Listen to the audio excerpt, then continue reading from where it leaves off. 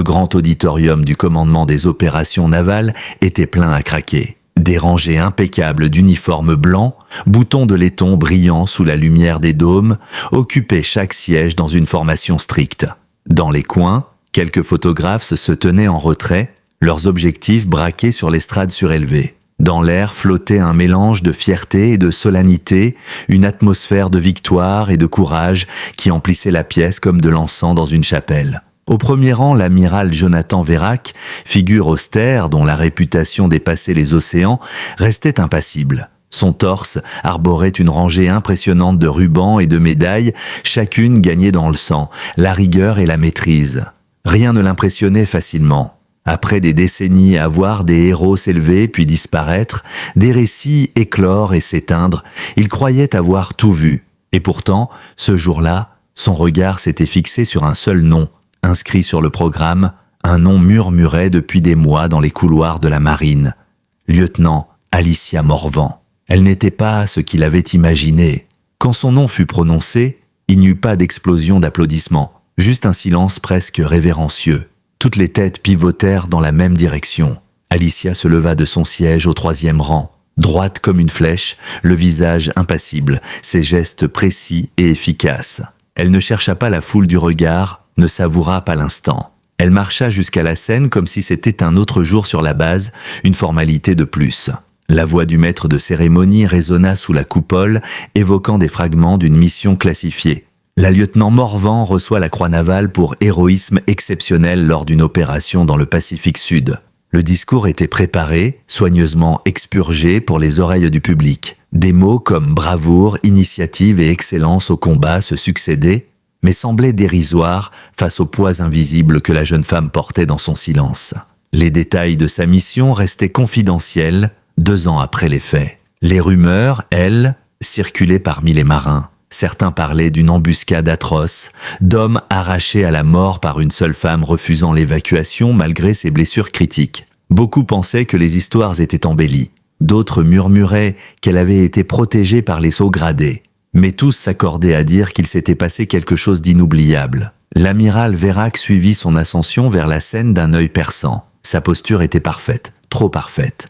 Non pas celle d'une soldate avide de reconnaissance, mais celle de quelqu'un ayant depuis longtemps appris à enfouir la douleur. Elle salua d'un geste impeccable le regard fixe, la mâchoire crispée. L'amiral se leva à son tour et vint la rejoindre. Pendant une seconde, leurs yeux se croisèrent, les siens, durs mais éteints, les siens, aiguisé et curieux. Il lui serra la main fermement et épingla la médaille sur son uniforme.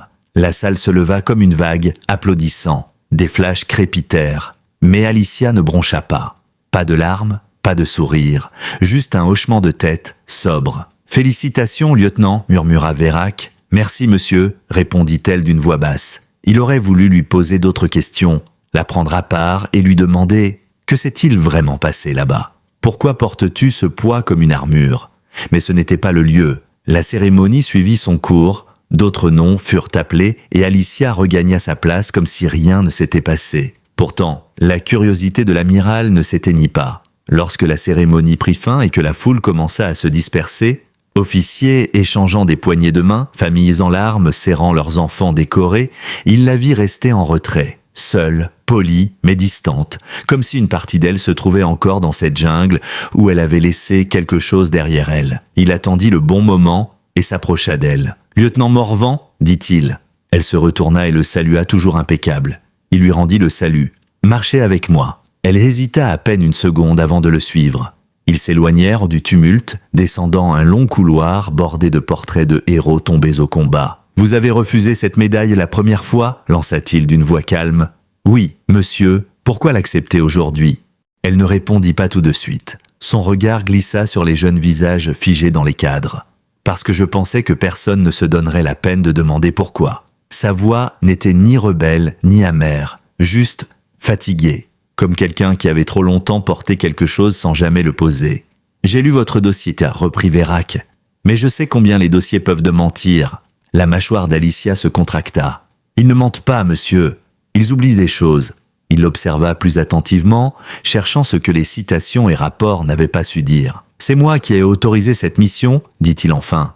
Je me souviens du briefing. Infiltration discrète, coordonnées classifiées, résistance minimale selon les renseignements. Vous étiez à la tête d'une équipe de reconnaissance légère. Vous vous souvenez mal, murmura-t-elle sans trembler. Il fronça les sourcils. Comment ça? Elle se tourna complètement vers lui, et dans son regard brilla une flamme douloureuse. On nous a envoyés dans un piège, amiral. Nous n'étions pas censés revenir. La conviction dans sa voix le glaça. Vous pensez que la mission a été compromise? Je ne le pense pas, monsieur. Je le sais. Un silence lourd les enveloppa, seulement troublé par le lointain brouhaha de la salle. Puis elle lâcha une phrase qu'il ne s'attendait pas à entendre. Si vous voulez vraiment savoir pourquoi je ne voulais pas de cette médaille, il va falloir voir ce qu'elle m'a coûté. Son expression changea. Que voulez-vous dire? Alicia fit un pas vers une porte discrète et la désigna d'un mouvement du menton. Venez, je vais vous montrer. Quelques instants plus tard, Vérac se retrouvait dans une petite salle de briefing, vide, au mur blanc, juste une table et 2 chaises. La porte se referma derrière lui avec un clic métallique. Alicia, debout à l'autre bout, la main posée sur la table, contemplait les murs froids. « Je ne suis pas revenu ici depuis ma déposition », murmura-t-elle. « Les murs gardent les échos. L'amiral ne dit rien. » Quelque chose lui disait que ce qu'il allait voir changerait à jamais la façon dont il percevait le commandement. Elle se retourna lentement et d'un geste mesuré défit les boutons de sa veste bleu marine. En silence, elle souleva son chemisier, révélant la peau meurtrie de son flanc droit. Vérac se figea. Les cicatrices n'avaient rien de net ni de soigné. Des lignes brutales, irrégulières, traces de chair arrachée, d'os fracturés, de médecine de fortune dans la boue. Juste sous ses côtes, 2 bosses dures saillaient sous la peau, éclat métallique n'a toujours logé, là après 2 ans. Elle rabattit son chemisier et boutonna sa veste sans un mot. L'amiral s'assit lentement, les mains légèrement tremblantes. « Pourquoi ne pas les avoir retirés ?» demanda-t-il dans un souffle. « Trop près des poumons. Les enlever aurait pu les perforer. J'ai choisi de les garder. » Il la fixa. « Vous vivez avec ça tous les jours ?» Elle acquiesça. « Ça me lance quand il pleut. Et parfois pendant l'entraînement. Mais la plupart du temps, j'oublie, jusqu'à ce qu'on me donne une médaille pour ça. » Vérac se laissa aller contre le dossier. Pour la première fois, les rubans, les cérémonies, les citations lui semblèrent creux. « J'ai vu des blessures de guerre, dit-il lentement. Mais ça, c'est autre chose. Ce ne sont pas que les cicatrices, répliqua Alicia en s'asseyant. C'est ce qui est venu après. » Son regard plongea dans le sien. Après l'extraction, je me suis réveillé à l'hôpital à Guam, aucun débriefing, juste une infirmière, une promotion et l'ordre de me reposer. Il fronça les sourcils. « Vous n'avez pas été interrogé ? Une seule fois. Par un capitaine inconnu, 3 questions, et il est parti. Une semaine plus tard, on me proposait la croix navale. L'amiral serra la mâchoire. Ce n'est pas la procédure. Non, monsieur, c'est du camouflage. Ces mots frappèrent comme une gifle. Vérac se pencha en avant, la tension raidissant son dos. Vous dites que tout cela a été enterré? Elle hocha la tête. Parce que quelqu'un avait commis une erreur énorme et qu'il ne voulait pas que ça se sache. Un silence pesant s'installa et l'amiral repensait déjà à chaque ordre, chaque satellite, chaque feu vert qui avait été donné depuis son bureau à l'époque. Tout semblait, à l'époque, une mission de routine. Extraction discrète, risque faible, aucun signal d'alarme. « Comment saviez-vous que c'était un piège ?» demanda-t-il enfin. « Je ne l'ai pas su tout de suite, » répondit Alicia. « Mais sur place, j'ai vu leur façon de bouger. Comme s'ils nous attendaient, chaque pas que nous faisions, ils savaient déjà. » L'amiral se redressa lentement, sentant dans ses entrailles que chaque mot sonnait juste. « Vous l'avez signalé ?» Elle esquissa un sourire amer. « À qui aurais-je pu le dire? Au même homme qui avait signé l'ordre ?» Ces mots résonnèrent longtemps, comme une lame effleurant le verre. Elle inspira profondément, puis ajouta « J'ai pris la faute sur moi. Pas officiellement, mais dans mon cœur. Mon silence leur a permis de transformer ça en conte héroïque. Ils avaient besoin d'une héroïne, je leur en ai donné une. » L'amiral la scruta encore, intrigué, puis demanda à voix basse « Pourquoi me le dire aujourd'hui ?» Elle répondit d'un ton plus doux, presque las, « Parce que pendant la cérémonie, vos yeux, vous aviez l'air de vouloir la vraie histoire. Et parce que je suis fatigué, monsieur, fatigué de prétendre que ces cicatrices sont des trophées, alors qu'elles ne sont que les traces d'une survie qu'on ne m'avait pas promise. » Elle marqua une pause avant de conclure. « Je ne veux pas de médaille pour avoir survécu à ce qui était censé me tuer. Je veux des comptes. » L'amiral se leva et fit quelques pas vers la fenêtre, regardant le port, les bateaux, les silhouettes minuscules de marins en contrebas. J'ai passé ma carrière à croire que je savais ce qu'était le sacrifice, murmura-t-il. Mais je n'ai jamais vécu avec des éclats de guerre plantés dans ma peau. J'ai donné des ordres, j'ai cru au système. Il se retourna vers elle. Vous pensez qu'il y a toujours une fuite dans la chaîne de commandement? Elle hocha la tête. Je pense qu'il y en avait une, peut-être encore aujourd'hui. Mais quelqu'un nous a envoyés dans cette jungle en sachant qu'on ne reviendrait pas. L'amiral resta silencieux un moment. Puis enfin, je peux ouvrir une enquête interne. Discrètement. Je ne vous promets pas ce que j'y trouverai, mais j'essaierai. Elle se leva à son tour. C'est tout ce que je demande. Elle allait franchir la porte quand il la retint. Encore une question, lieutenant? Elle se retourna. Pourquoi continuer à servir après tout ça? Elle eut un sourire triste. Parce que l'uniforme ne m'a pas trahi. Ce sont des hommes qui l'ont fait. Et je ne leur laisserai pas le dernier mot. Puis elle sortit, la tête haute. L'amiral, lui, resta là, les yeux fixés sur la chaise vide qu'elle avait laissée derrière elle, comprenant qu'il venait d'entrevoir quelque chose qu'aucune citation ne pouvait raconter. Le lendemain matin, seul dans son bureau, l'amiral Vérac ouvrit le dossier complet de la lieutenant Alicia Morvan. Des dizaines de pages, citations, rapports de mission, promotion, tout y était soigneusement classé. Mais rien de ce qu'il lisait ne capturait vraiment la femme qu'il avait rencontrée la veille. Elle avait transformé la plus prestigieuse des cérémonies en un moment inconfortable, non par défi, mais par vérité. Une vérité qui transperçait plus fort que les discours. Il décrocha le téléphone et composa un numéro de la direction du renseignement. Je veux une réévaluation complète de l'opération Feu Lointain. Tirer tous les échanges internes, classifiés et non classifiés, avant le déploiement. Je signerai l'ordre moi-même. Au bout du fil, une voix hésita. « Monsieur, cette opération a été close il y a 2 ans. Et la directive, je me fiche des directives. On rouvre le dossier. » Il raccrocha avec force. Quelques minutes plus tard, son aide entra. « Monsieur, le lieutenant Morvan est dans le bâtiment. Elle est venue sans prévenir. Dois-je la faire entrer ?» Alicia entra sans attendre d'être appelée, impeccable, mais avec la même gravité. Elle salua et il le lui rendit. Elle paraissait plus reposée que la veille, mais la même intensité dans son regard restait là. « Je me suis dit que vous auriez des questions, » dit-elle. Il lui désigna une chaise. En effet, elle s'assit, mains croisées sur ses genoux. « Vous avez dit que la mission avait été sabotée. » Délibérément.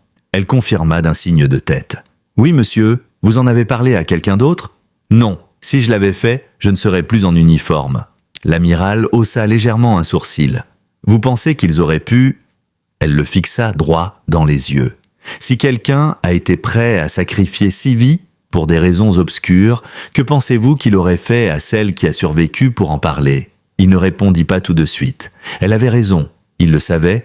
Dans ce monde, ce n'était pas seulement la guerre, mais l'ombre de la guerre qui laissait des cicatrices plus profondes. Il lui demanda alors « Vous avez une idée de qui ?» Elle secoua la tête. « Pas exactement, mais quelqu'un de suffisamment haut pour modifier des données satellites et court-circuiter les protocoles de délai au sol. » L'amiral sortit un dossier d'un tiroir et le poussa vers elle. « J'ai rouvert le dossier ce matin. Dans les briefings originaux, il y a une anomalie temporelle, un signal de détresse intercepté dans la zone 40 minutes avant votre déploiement. » Alicia cligna des yeux. « 40 minutes? Oui. Mais le fichier a été antidaté. Je ne l'ai jamais vu. Quelqu'un l'a enterré et a validé la mission malgré tout. » Elle serra les dents. « Et ils ont failli réussir. » Il hocha lentement la tête. « Il y a autre chose, dit-il. Votre mission n'était pas seulement une extraction. » Elle fronça les sourcils. « Comment ça ? » « Le scientifique que vous deviez ramener, Dr Samuel Varens. Il était déjà mort quand vous avez touché le sol. » Alicia resta figée. Ce n'était pas dans le briefing. Normal, ce n'était jamais censé être un sauvetage. Les mots tombèrent comme des pierres. L'amiral reprit d'une voix grave. « C'était un essai pour un nouveau système de guidage par drone. Votre équipe n'était que la variable de contrôle et quelqu'un a décidé de mener le test, en conditions réelles. » Alicia sentit une nausée l'envahir. « On s'est servi de nous ? » « Oui. » Elle se leva, fit quelques pas, les poings serrés. « J'aurais dû parler plus tôt. Vous avez protégé vos hommes, » dit-il avec fermeté. « Vous avez gardé le silence pour les épargner d'être traînés dans des audiences pour protéger l'image de la marine. Ce n'est pas de la faiblesse, c'est du leadership. » Elle s'immobilisa et le regarda droit dans les yeux. « Et maintenant, je transmets au contrôleur général. Ça ne sera pas public. Pas encore. Mais quelqu'un répondra de ses actes. » Elle sembla un peu plus calme, mais la flamme restait dans son regard. « Et la vérité ?» demanda-t-elle. « Est-ce qu'elle sortira un jour ?» Il la fixa longuement. La vérité est comme la pression. Vous pouvez la contenir un temps, mais elle finit toujours par éclater. Elle esquissa un hochement de tête. Alors j'attendrai. Il eut un léger sourire. Et votre douleur? Elle posa la main sur son flanc, avec un sourire en coin. Toujours là. Mais aujourd'hui, un peu moins? Lui, pour la première fois, sourit franchement. Puis il sortit de son tiroir une petite boîte métallique différente des autres. Alicia fronça les sourcils. Qu'est-ce que c'est? Il l'ouvrit, révélant un insigne en argent, simple et élégant. L'étoile d'intégrité, expliqua-t-il. Rédigée ce matin, la première de son genre, pas pour la bravoure au combat, pour ceux qui choisissent la vérité difficile plutôt que le mensonge facile. Il la fixa avant de l'épingler à son uniforme. Pas de caméra, pas de discours, juste du respect. Le couloir en dehors du bureau de l'amiral était silencieux, mais Alicia entendait encore son cœur battre fort dans sa poitrine. Elle avait toujours su que le corps n'oubliait jamais la douleur, même longtemps après que l'esprit ait essayé de l'effacer. Et aujourd'hui le confirmait. L'étoile d'intégrité sur son uniforme semblait presque légère, et pourtant, elle portait quelque chose de bien plus lourd, la reconnaissance, non seulement de ce qu'elle avait fait, mais de ce qu'elle avait enduré. Pour la première fois, elle n'était plus seulement un nom gravé sur un rapport ou une héroïne décorée pour la façade. L'amiral avait vu qui elle était vraiment. Mais la vérité, elle le savait, ne guérissait pas du jour au lendemain. Alors qu'elle marchait vers l'infirmerie pour un contrôle médical programmé, elle croisa un groupe de jeunes officiers qui murmuraient en la voyant passer. « C'est elle », dit souffla l'un d'eux, « la fille de la mission en jungle. » Elle ne réagit pas. Depuis longtemps déjà, elle s'était habituée à être un fantôme en uniforme. Trop réel pour être une simple rumeur, mais trop marqué pour que l'on ose vraiment s'approcher. Ses cicatrices, invisibles sous sa veste, continuaient à raconter son histoire en silence. Pourtant, quelque chose avait changé. Plus tard cet après-midi-là, l'amiral Vérac convoqua une réunion privée dans une salle de conférence sécurisée, enfouie au cœur du bâtiment du commandement. 5 officiers, triés sur le volet, étaient présents, représentants du renseignement naval, du corps juridique, de l'inspection générale. Alicia était assise au bout de la longue table, droite et vigilante. L'amiral ouvrit la séance d'une voix grave. « Tout ce qui sera dit ici reste ici jusqu'à nouvel ordre. Nous ne sommes pas là pour préserver des carrières, nous sommes là pour protéger la vérité. » Il tourna la tête vers Alicia. « Lieutenant, à vous. » Elle se leva lentement, puis défit les boutons de sa veste. Sans détour, elle souleva son chemisier pour dévoiler ses cicatrices une nouvelle fois. Aucun mot ne sortit de la bouche des officiers. Certains détournèrent le regard, d'autres la fixèrent, sidérés. Elle prit la parole. « Ces éclats sont toujours là. Ils ont été reçus pendant l'opération Feu Lointain. Aucun avertissement, pas de couverture, pas de frappe préventive. On nous a envoyés en terrain hostile, en nous mentant sur la nature réelle de la mission. » Elle laissa retomber son chemisier et boutonna lentement. « On m'avait dit que nous étions là pour sauver un scientifique américain.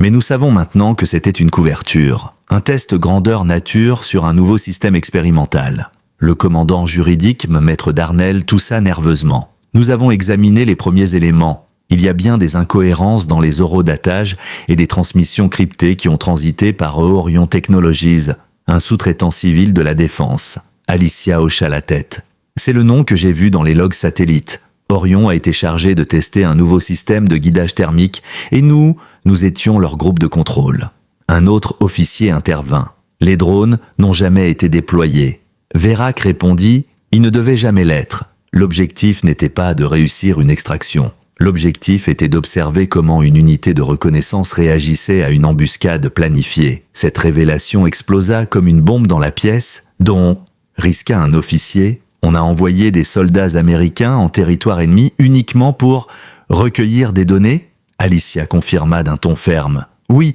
et quand l'attaque a eu lieu, ils nous ont laissé nous débrouiller. » La représentante de l'inspection générale, Madame Coburn, se pencha en avant, son visage blême. « C'est suffisant pour ouvrir une enquête criminelle, nous pourrions parler de falsification de documents, négligence criminelle, peut-être même trahison. » L'amiral Vérac croisa les bras. « Cela ne sera pas enterré. »« Non, monsieur, confirma Coburn.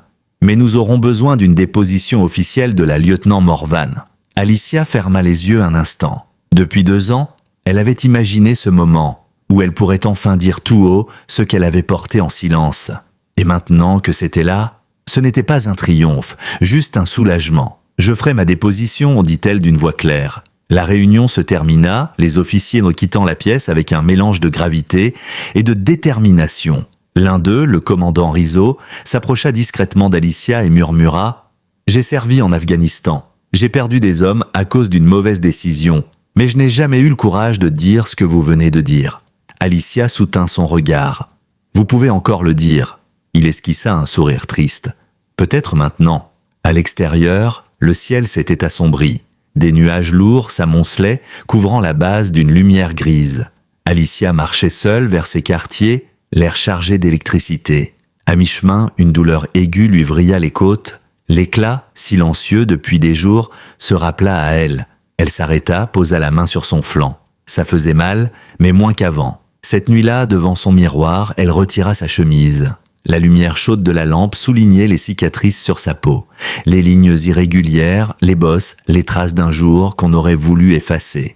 Mais ce soir, elles ne lui semblaient plus des blessures, plutôt des preuves. Et pour la première fois, ces preuves commençaient à parler. Le lendemain matin, la salle de conférence sécurisée accueillait à nouveau les hauts gradés et conseillers juridiques. Cette fois, l'ambiance avait changé. Moins défensive, plus belliqueuse. Face à Vérac, assis raide comme un piquet, se trouvait le vice-amiral Pennec, responsable des contrats de sous-traitance lors de l'opération. « Je ne vois pas l'intérêt de rouvrir un dossier clos depuis 2 ans, lança-t-il d'une voix sèche. « L'intérêt, répondit Vérac avec calme, c'est la responsabilité. » Alicia entra alors, impeccable dans son uniforme formel, le menton levé.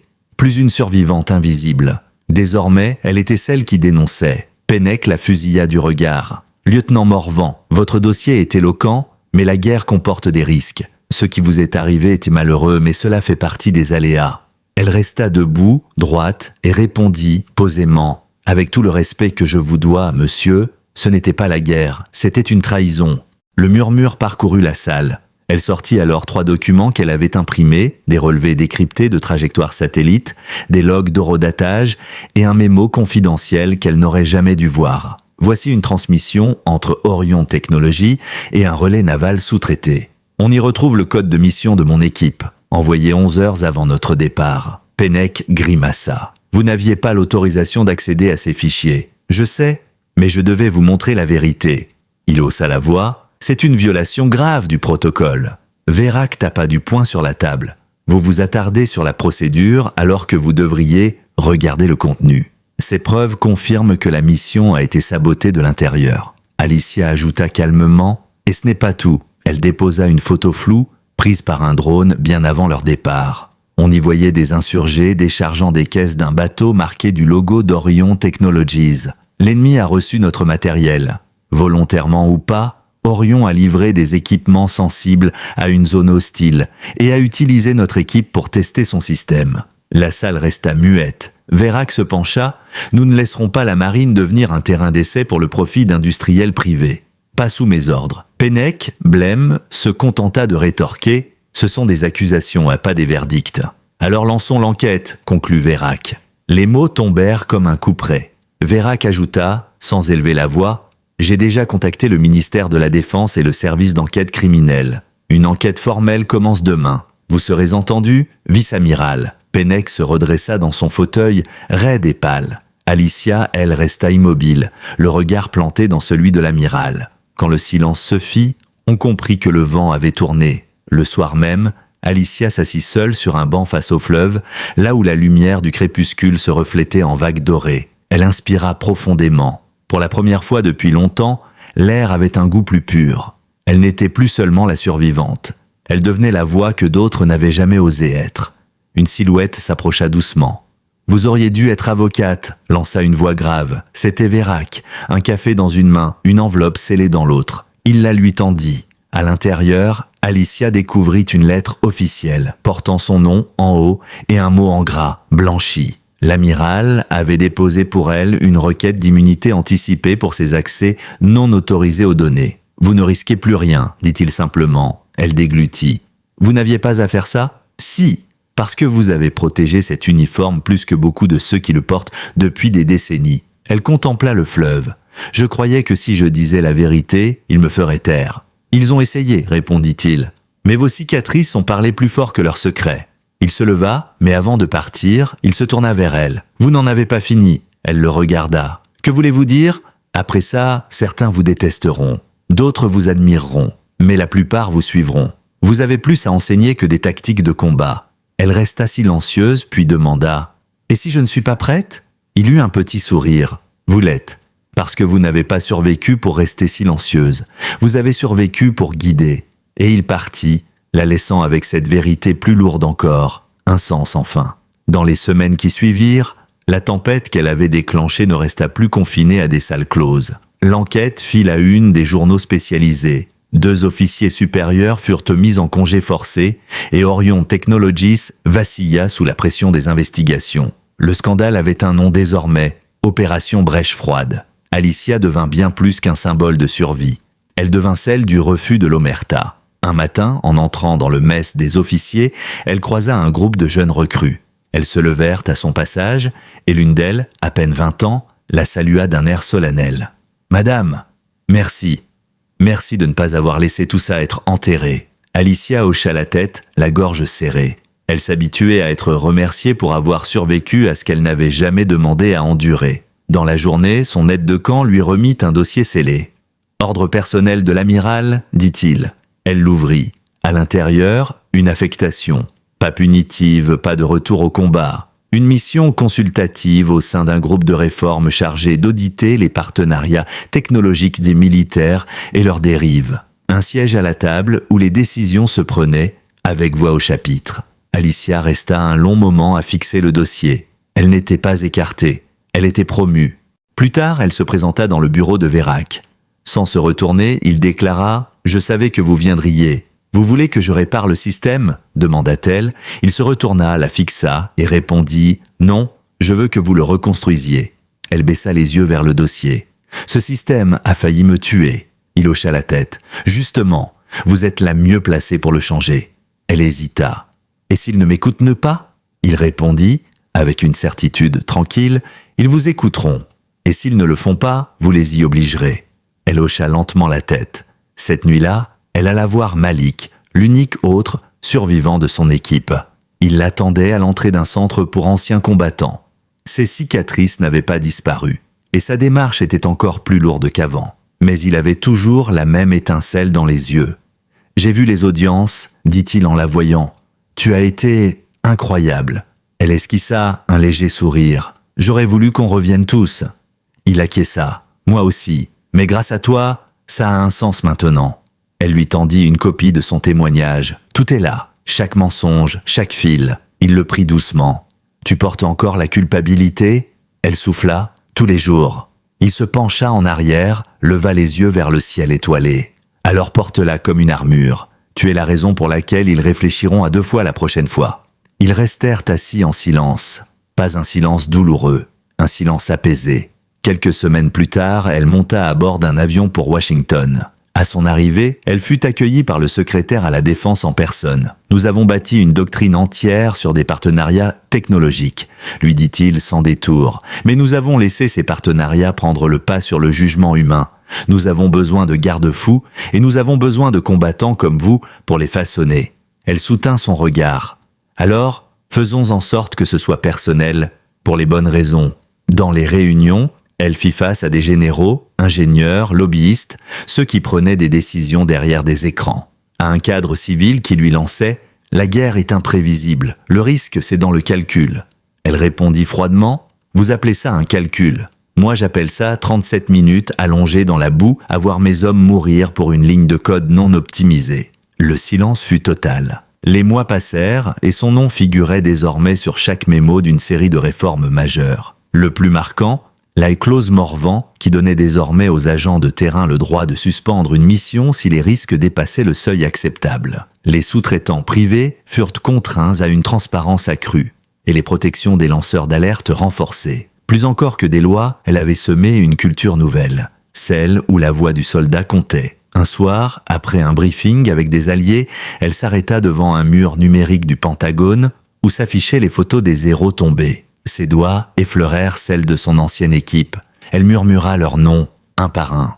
Ils étaient plus que des chiffres, plus que des pertes opérationnelles. Ils étaient la raison pour laquelle elle n'avait jamais lâché. Une voix derrière elle.